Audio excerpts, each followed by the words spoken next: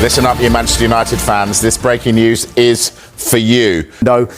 Can it be revisited again in a future transfer window when Manchester United's financial predicament is a lot different than it is now, when they've offloaded a number of players? But clearly there was interest in the player, but we're told there was no... The big focus for United this summer has clearly been forward players, but are they targeting a midfielder as well? Yeah, I think United have done very well so far in their recruitment. The forwards they've got in, the three forwards, Cunha and Mbeumo and Szczesco, but they do need a midfielder, and the player we know they like is Carlos Baleba from Brighton.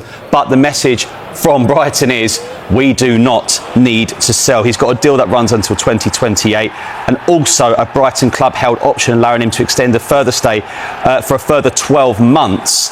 Now, Brighton recruitment wise have been brilliant, haven't they, over the years? And we know they don't let their players go on cheap. Moise Caicedo to Chelsea for 115 million in 2023.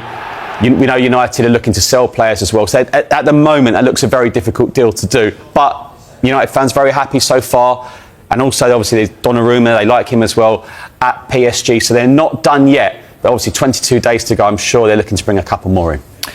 Football's a small world. Everyone talks. Agents, players, coaches, everyone talks, whether it's on the record, off the record, and then sometimes they talk to us as journalists as well. How can you keep something like a release clause confidential?